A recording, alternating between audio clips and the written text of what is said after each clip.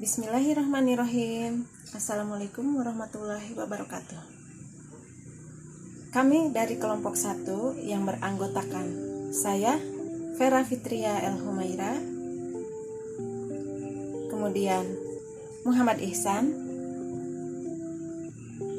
Jojo Aminuddin, Aan Herwansyah, Agung Priyatno, dan Aprianti. Pada kesempatan kali ini, kami akan membacakan presentasi terkait materi administrasi laboratorium TIK.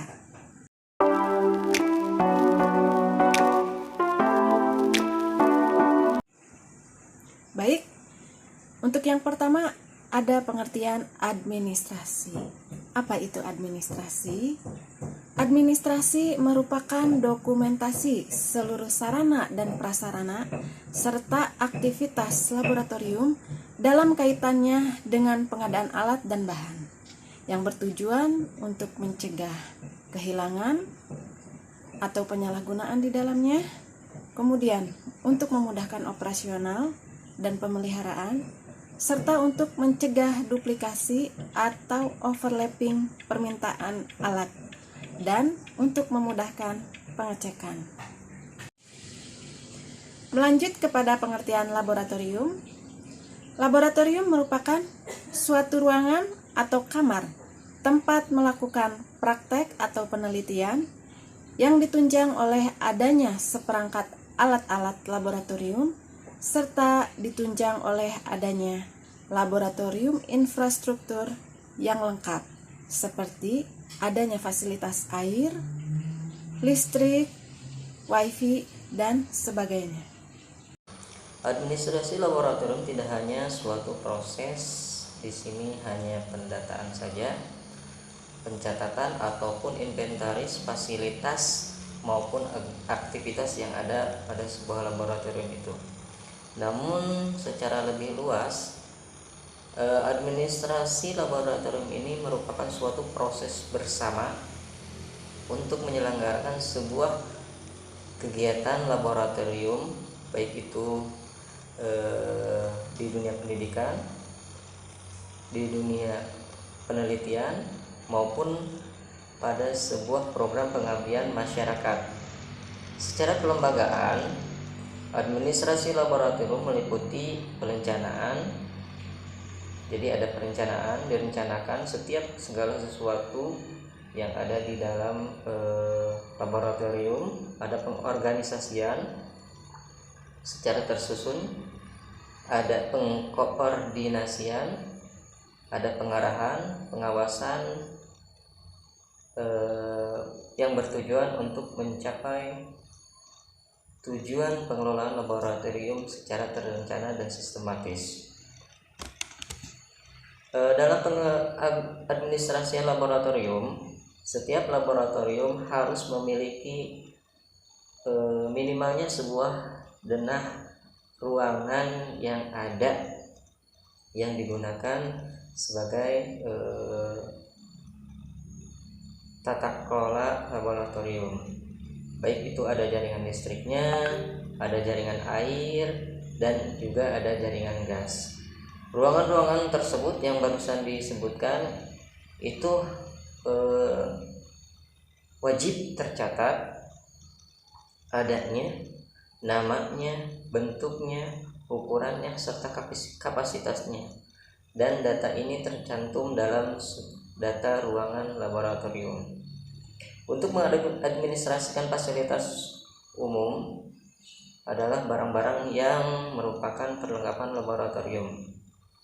Barang-barang ini didata dalam kartu barang dan daftar barang untuk memudahkan pendataannya berdasarkan abjad maupun berdasarkan tahun perolehannya. Pengadministrasian alat dan zat bertujuan untuk memudahkan pengelompokan jenis alat dan bahan zat. Jadi ada pengelompokan alat dan bahan zat berdasarkan, kalau kimia ada bahan yang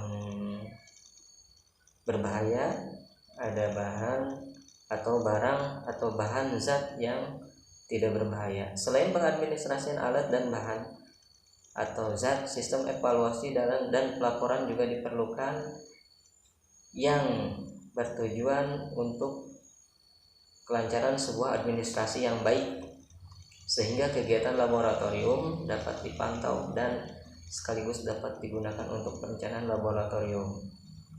Contoh halnya penambahan alat-alat baru, rencana pembiayaan atau dana laboratorium yang diperlukan, perbaikan sarana dan prasarana yang ada.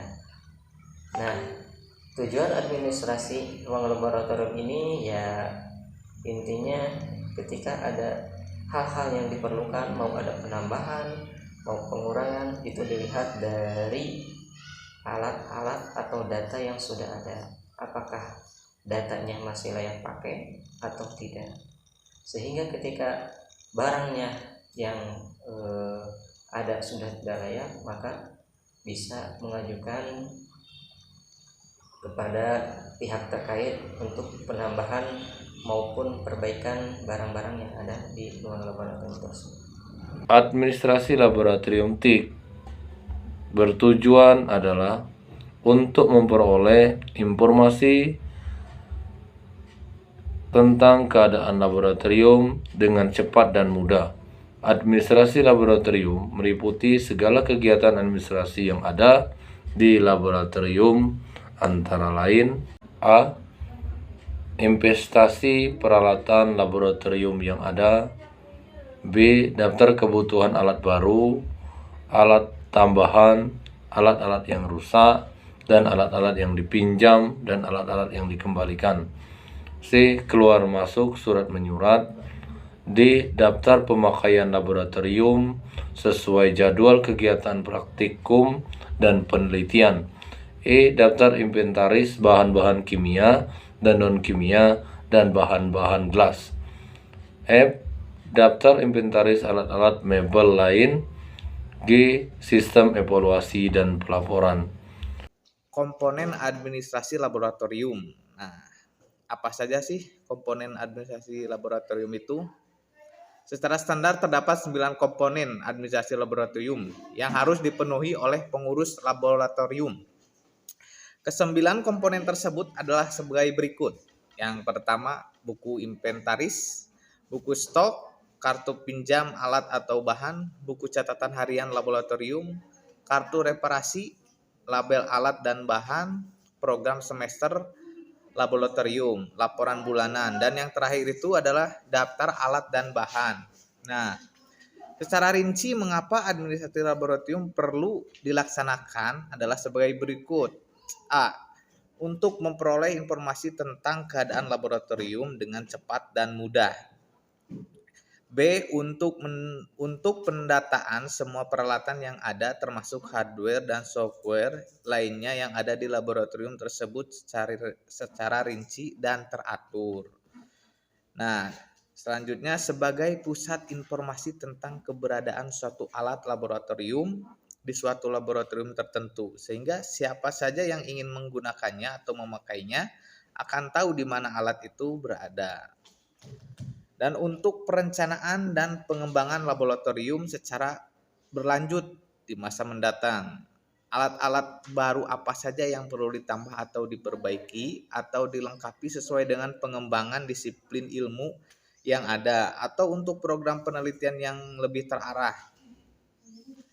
Dan yang ke E nih, membina kegiatan laboratorium yang lebih baik dan teratur sehingga penggunaan laboratorium dapat dioptimalisasikan. Dan yang terakhir, mengatur tata cara pemesanan alat sesuai dengan pengembangan ilmu yang ada atau disiplin ilmu yang akan dikembangkan maupun terhadap aplikasi penelitian lanjutan atau advanced research tertentu. Laboratorium atau kegiatan administrasi labkom adalah merupakan kegiatan rutin, terutama mengenai penanganan atau penggunaan peralatan yang ada. Untuk memudahkan cara penggunaan, perlu diatur tata cara pendataannya tentang semua peralatan lab yang dimiliki, pencatatan daftar peralatan dapat berupa buku, sistem kartu, atau penyusunan daftar peralatan laboratorium dengan sistem komputer tersebut. Semua data peralatan yang disusun harus jelas informasinya. Contoh informasi yang harus ada dalam lab Kom TIK adalah: yang pertama, instruksi kerja pengelolaan lab TIK; yang kedua, kartu inventaris ruang lab Kom TIK; yang ketiga, persiapan pemakaian; yang keempat, jadwal praktikum lab TIK; yang kelima adalah kartu riwayat perawatan; yang keenam, laporan perawatan alat lab TIK; yang ketujuh adalah jurnal kegiatan praktikum komputer; yang kedelapan, tata tertib lab komputer; yang ke-9, daftar perbaikan alat; 10, jadwal penggunaan ruang lab TIK; dan yang terakhir, yang ke-11, itu adalah supervisi lab Kom TIK. Kesimpulan dari hasil penjelasan tentang administrasi laboratorium tersebut adalah administrasi laboratorium merupakan suatu proses bersama untuk menyelenggarakan kegiatan laboratorium, baik berupa pendidikan, penelitian, maupun pengabdian masyarakat.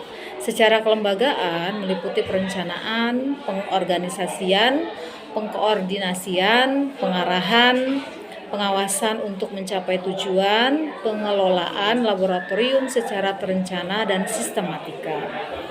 Nah, tujuan administrasi adalah untuk memperoleh informasi tentang keadaan laboratorium dengan cepat dan mudah.